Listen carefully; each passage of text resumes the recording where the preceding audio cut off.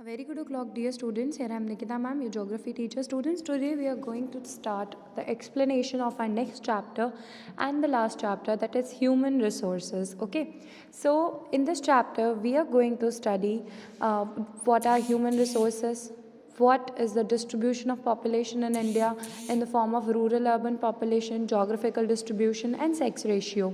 Then we'll distinguish between the skilled and unskilled human resource and then evaluate the role of health and education in developing human resources.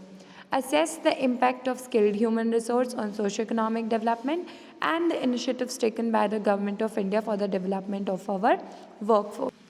So basically, first of all, let us know what is a resource. A resource is anything that is useful for us. Okay, anything that is useful to human being is known as a resource. Okay, it may be things, it may be plants, or it may be the human itself. Okay, it may be a physical thing, it may be a non-physical thing, and it may be human itself is the biggest resource on the earth. Okay, because human has knowledge, and knowledge is its biggest resource because knowledge can convert anything into usable form. Okay, so the level of development of a country is usually closely linked to the resources available to it. Okay, more resources are available, more development will be there. Okay, because there will be more opportunities for the use of those resources. Okay, a resource is something that can be used to generate wealth and bring about economic development. Okay, so got it now?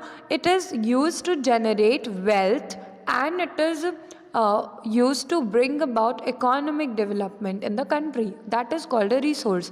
So some important resources available to every country are land, minerals, forest, building and roads. Okay, these are some important resources. Other than that, we have abundant of resources that can be used in different ways. Okay, so of all these resources present in the country, however, the most important are considered to be its human resource. Okay, imagine if human didn't have the brain, if human didn't have the capacity to know about the use of different things, then how would they prove useful for us? अगर human को नहीं पता होता कि किसी चीज़ को कैसे use करना होता है, if the humans were lack of brain, then how would the things be useful to us? As the primitive men were, they did not know the use of many things as we know in the modern age. Okay, so human knowledge and human power is the biggest resource of a country. Okay, the people who form the workforce of that country help boost its economy. Yeah,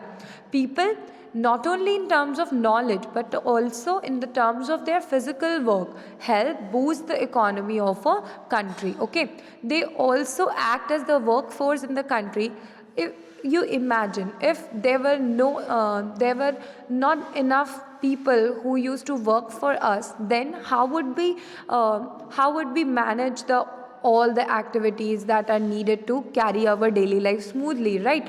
For cleaning purpose we have another person. Okay, for teaching purpose we have another person, for other things, for other works, for making goods for us we have another person. Okay, so every person has one or other skill. Okay, and it is and according to that the work is assigned to that person. Got it?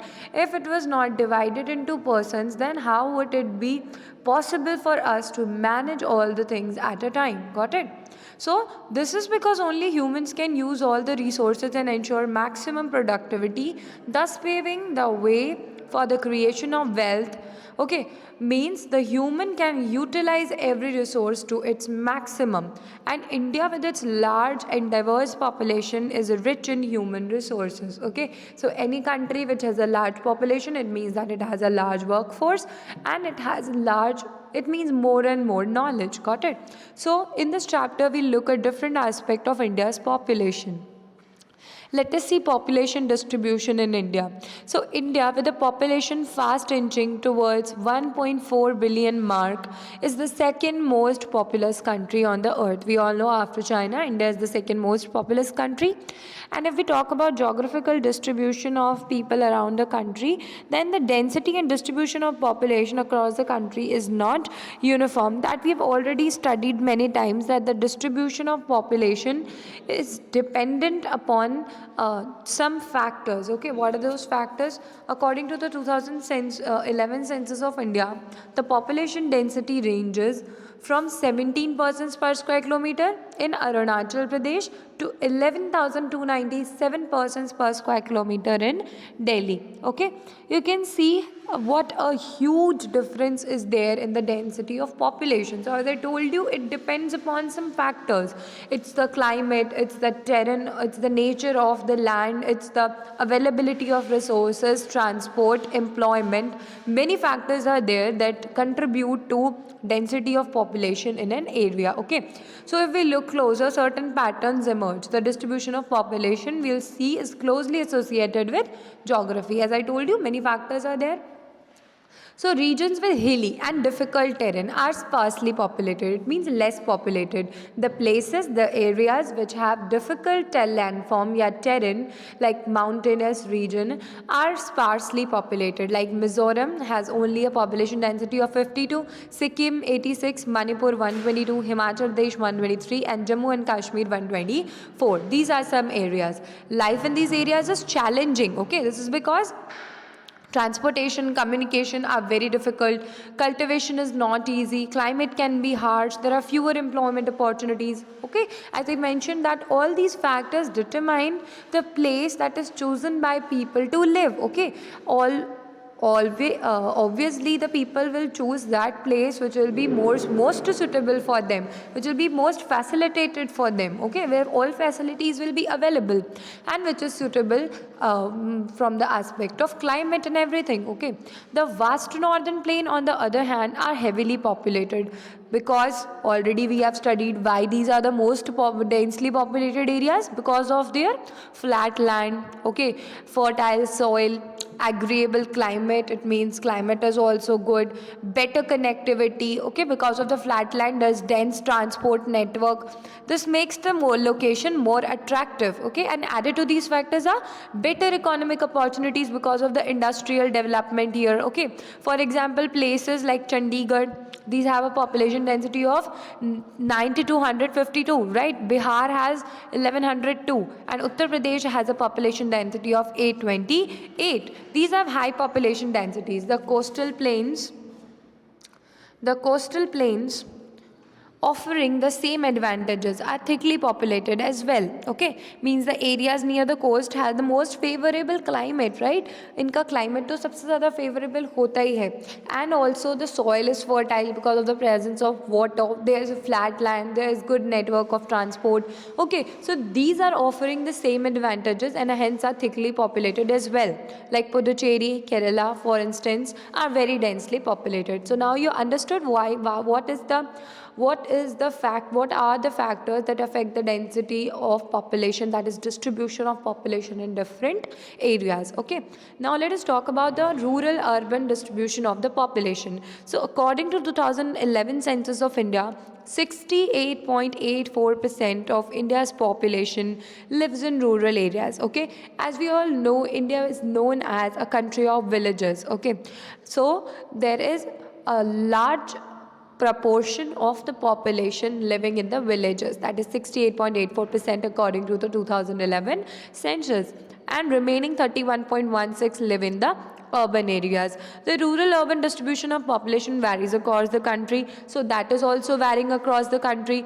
Odisha, Assam, Sikkim, Bihar, Himachal are states with a largely rural population because these areas are not much industrialized. These states are not much industrialized and not very developed into the urban centers. Okay, that's why most of its population lives in the rural areas. Less than 15% population lives in urban areas only.